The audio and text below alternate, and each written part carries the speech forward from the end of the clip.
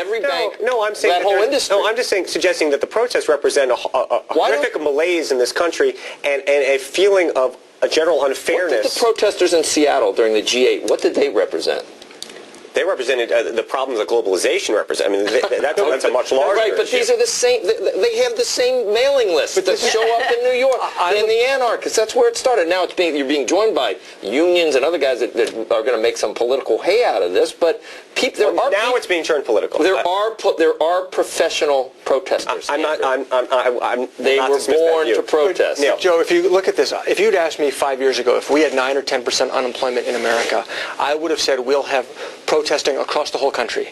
To me, the fact that the protesting has been so limited here compared to, let's say, Europe, compared to Greece and others, means our political system is working. Our political system is an outlet for the anger that the American people are feeling. And members of Congress, Democrats and Republicans, are reflecting that anger, and that's why we're so divided right now. Okay, what Neil Kashkari of PIMCO was referring to was the fact that you have the United States political system as it exists now. It has the ability, as a pressure valve called election season, that releases the tension on the public because they know soon they'll be able to go to the voting booths and vote the people who aren't doing their jobs out.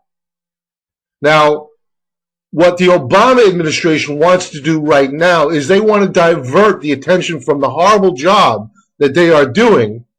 They want to focus anger on the economy, on the banks, which is why you have these morons. These morons on Wall Street, Occupy Wall Street, backed by who else but the grand puppeteer of them all, George Soros. Now, do these people speak for you? And this guy, this thug, this absolutely despicable individual, does he speak for us? I doubt it highly. He certainly doesn't speak for me. Now, here's a guy who in 2005 was convicted of insider trading in France. This past week, that conviction was upheld. He walked due to his wealth. Now, if anybody should be protesting anybody, it should be those protesters protesting George Soros. George Soros was a guy back in 2008, 2009 who backed the TARP and the stimulus programs.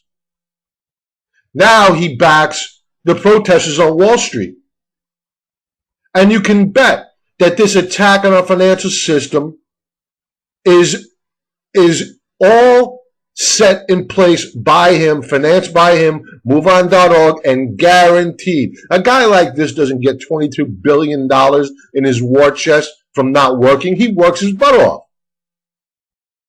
Mostly from exploitation of third world nations, but now he's graduated from busting the Bank of England to now trying to bust the political system of the United States. This is the guy that is that founded Obama, is now backing Obama. He stops into the White House whenever he wants, and that's public information. So you can bet that this guy is short the banks. You can bet that he is short the euro. You can bet that he's long the dollar. He's profiting from all this crisis of confidence in our financial and economic system. He is taking advantage of it. I can't stay looking at his face anymore. Let's get it off. Let's get to the markets. All right, Dow Jones Industrials. I sent out email alerts to my members last week, warning them, do not chase this market. Even after we had that key reversal last Wednesday, I warned, if you didn't get in down here, don't go chasing this market any higher until you see how the volume comes in. Will it recapture these resistance levels on higher volume? And if you could take a look at the volume bars, they dropped off dramatically. So if you were chasing this market higher, it wasn't the time to do so. There is a time that it will be time to get long of this market. Now is not the time. You are buying stocks here into resistance, or as it's called, overhead supply. As the stock market rallies into these resistance levels, the odds of you making money on declining of volume drops dramatically. Does that mean that the market can't go higher? No, of course not. But your risk to reward is not in your favor. You need to buy stocks in an environment like this, when you have a lack of confidence in the system. You need to do it on your terms. Your terms would have been back here. Or even better, if we make a W formation. And I'll be going into that with my members in this evening's Contrarian Trader Members Edition, the Week Ahead Commentary. The Dow Transports. You could see how the transports, they did well. And I pointed this out as well to members. Watch the transports. They're going to be key. They broke above this declining downtrend line here on fairly decent volume. But I warned, as you did with the Dow Jones Industrials, watch out.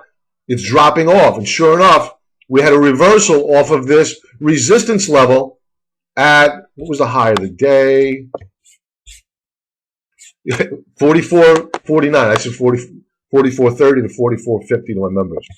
So we're in the ballpark. So we found that resistance. Now it's going to, what you're going to need to see is a pullback on the Dow Transports, and then a rally higher on a rising volume. If you don't get that volume, the probability of a lasting rally drops off dramatically. S&P 500. We just barely closed above this resistance level. Volume, as with the other indexes, dropped off. And keep in mind, folks, that you have this head and shoulders formation on the MACD. This has not been negated yet. On the transports, it has to a certain extent. And I'll show you. Here's your head and shoulders formation, and then a breakout higher above that right shoulder, which is fairly bullish. That doesn't mean it can't roll back over and go back down again. But it's bullish. You know, overall, my macro perspective on this market, and I'll be going into the weekly charts as well as daily charts with members this evening on the video. But right now, on these daily charts, you need to put things into perspective. On a macro basis, I'm bearish. On a daily basis, there are reasons to get a little bit bullish. And the fact that we negated this head and shoulders formations is good. But that doesn't mean we're out of the woods yet. You need to take a look at the weekly charts to put everything into perspective. U.S. dollar. The U.S. dollar, as goes the U.S. dollar, so goes the stock market. Now, what you had this weekend was a meeting between Chancellor Merkel of Germany and President Sarkozy of France. Now, they've had meetings after meetings with nothing that's come out of it. And they're trying to prepare the markets for the Monday morning open. And the last headline I read off of the AP was that they had some sort of an agreement, and all there was a joint statement, was that they're committed to making sure that the banks don't fail. What that means, I don't know. They have no hard details yet. I'm going to be tracking the headlines as the evening progresses. So it's going to be important. If they keep coming out with these non-issue statements, meaning they can't come to an agreement, there's no leadership. It's critical that they show some leadership, and they're not showing it yet. But if and when they do decide that they're going to create a joint statement and do make have some action, if it's going to be more liquidity into the markets, you're going to have to expect that the euro is going to correct even further. I've been predicting parity for a long time now with the U.S. dollar within the next year and a half to 2 years. It may even be sooner. So if they decide that they're going to dilute the euro, well, you're going to see strength in the dollar, which is going to mean weakness for the multinationals, which have to repatriate their foreign assets, and it's going to directly impact their earnings. Now you'll hear people on CNBC say, stocks are cheap right now. Well, you don't know that until earnings come out and you get guidance. Because if earnings come out poorly and guidance gets driven down, well, you know what? Stocks may actually look expensive. So don't get suckered in to this conversation that they're having with you on CNBC. They want you to buy stock. Compensation dictates behavior. And these thugs, led by the biggest thug of them all, George Soros, the should-be convict for insider trading, all they want you to do is to buy stocks. They're not judged on performance. They're judged on how much money they have in their funds. So don't let these guys sucker you in. On Friday morning on CNBC, they were telling you to buy stock. Think about it. Think if you would have bought at the open up here on Friday. Look at the loss you'd be sitting with. Don't chase these markets. I preach it to my members. Don't chase these markets. Netflix. I warned not to chase this stock, and if it did rally, I was going to lower my price target. I did lower it to 120. 120 is now resistance. I've already lowered it. Now it's going to be considerably lower due to the fact that there's oversold condition, which I wanted to trade to the long side and could have. I did it once here, profited. Over here, I didn't do it. I was hoping for a further pullback, but I predict that if we take out this 107 level, that honestly we could quite very well be heading into the single digits on Netflix, and I have a price target. I'll share that with members this evening. MX is another stock that's on our watch list. I like the bottoming action here. I'm going to discuss this with members this evening of where we might want to have a price target to get involved with this one. I don't like this resistance at the $6 per share level. I predict that we're going to see a pullback on MX. MX, which is magnet chip semiconductor.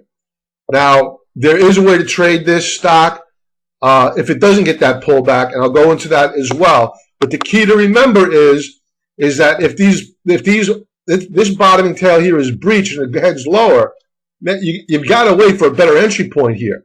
But I do have a plan to get long of MX, and it will be at a cheaper price. If it isn't and we see a breakout, I have a plan on how to trade it as well. So please, if you want to learn how to trade MX, join the 14-day free trial offer. If you don't like it, cancel. What's the next one? We have Wesco Air Holdings Inc. It's an oversold stock. It hit our extreme oversold screen. It's showing some bottoming action, these bottoming tails, but they really haven't been all that reliable. What I'm going to do is I'm going to go into this in further detail this evening with members. I want to pull back. I want to find historical support on this stock and where the best risk reward is to get involved with it.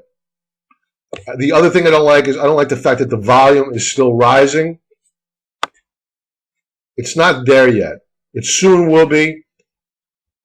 And I'll go into that with members this evening. But folks, please, if you're intent upon trading these markets, be careful. We did add to our short positions on Friday afternoon, late Friday afternoon.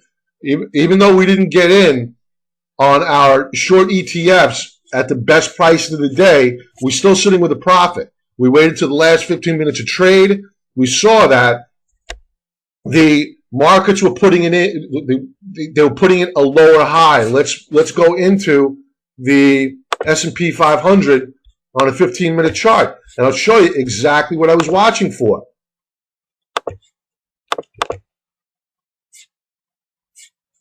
Okay, here you had the morning highs, 1,171.40. You had your pullback, no surprise there. Then you had your rally, okay, all well and good. Then we topped.